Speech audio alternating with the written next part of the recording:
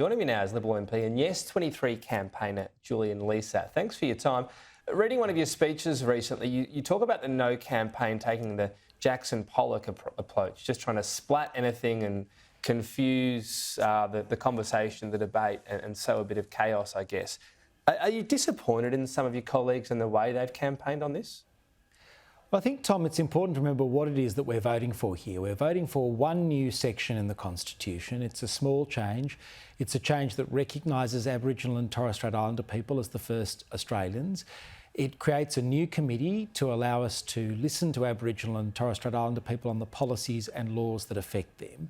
And there's a guarantee of parliamentary supremacy there, so the Parliament always has the final say and can adjust the body as we go forward. That's what this referendum is about.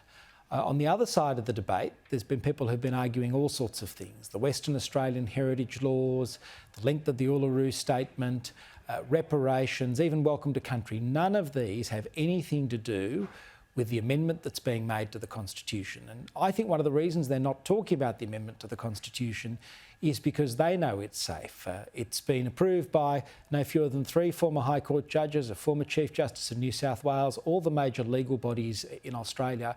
I think we need to refocus the debate to the provision because that's the thing that we as Australians will be voting on referendum day, and that's the thing that will change, that and that alone. We'll talk about that in a moment, but when you say they need to focus on, I mean, some of the things you said the other side's doing, including Liberal Party leader Peter Dutton. So are you disappointed with how he's conducted himself in this campaign? I've not criticised Peter Dutton at all in relation to this. I've taken an aim at some of the arguments being run by the No campaign more broadly. I think that it's really important that Australians actually understand what we're voting on here. I take the view that I want Australians to be informed. I've said to Australians, if you don't know, get informed. Read the arguments, participate in the debate. That's the system the framers set up. Because I think when people do focus on those issues, Tom, they'll see that this is a small change, that it's a change that completes the Constitution. It's a change that is designed to help the government, the Parliament, close the gap, because we can't have a situation in Australia where in a nation this wealthy and this successful, we have an Indigenous life expectancy 8 years lower than the rest of the population, a suicide rate 2.5 times the rest of the population, where we have 1 in 2 Indigenous Australians living at or below the poverty line. That's a situation that we cannot allow to continue. And this referendum is our chance as Australians to put in place a new system to help us fix that.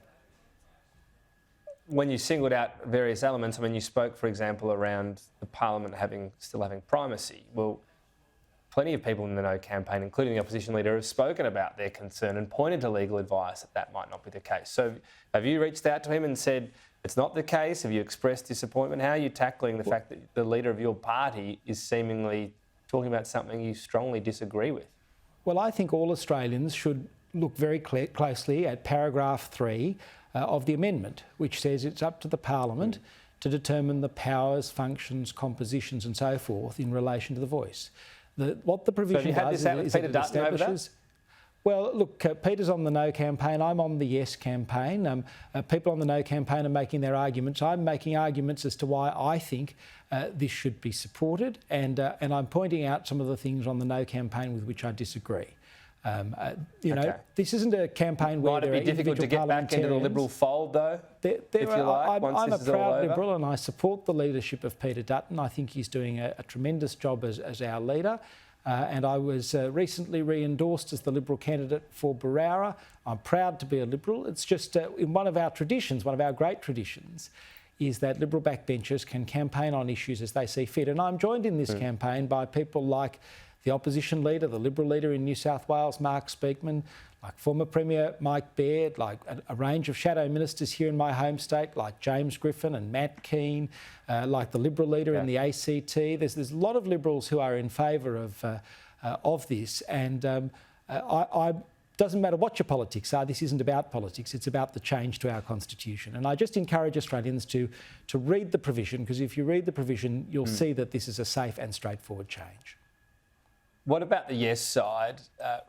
Reports emerging today that if they're trying to convince people to vote for Yes, and the concern is someone has about detail, how will the voice work, they're supposed to sort of redirect them. Has there always been a bit of a fear of going into detail for whatever reason? You think any detail will be seized upon by by the No campaign, and for that reason it's being kept very sort of broad brushstrokes? Well, when I'm asked about detail, I point to the things that we know that are publicly available from the government's own policy statements. We know that this is a body that's going to be chosen by Aboriginal and Torres Strait Islander people. We know that there'll be an equal number of men and women. We know that there'll be spots reserved for young people and people from remote communities. We know that there'll be term limits. We know that this will be an advisory body. It won't be engaged in administering programs or funds. These are some of the things that the government has been clear on. And we know from the Minister for Indigenous Australians that the first 4 matters in the inbox for The Voice will be closing the gap on education, employment, healthcare and housing. And I think they're the right things for this body to focus on, because they are the big challenges that we face as a nation in terms of improving outcomes for Indigenous Australians. This is the best nation on earth, but we have this gap that hasn't closed. Doesn't matter who's in government, doesn't matter how much money or how much goodwill. We need this structural change to get advice as to how we can better close the gap to get better outcomes for Indigenous people.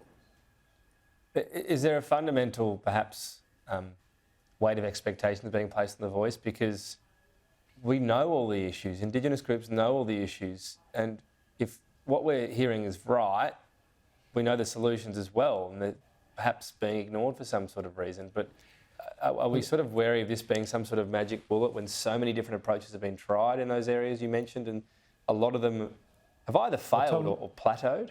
Tom, when you read the Yes case, we are quite modest about what this can do. We say it can play an important role. It is not the silver bullet.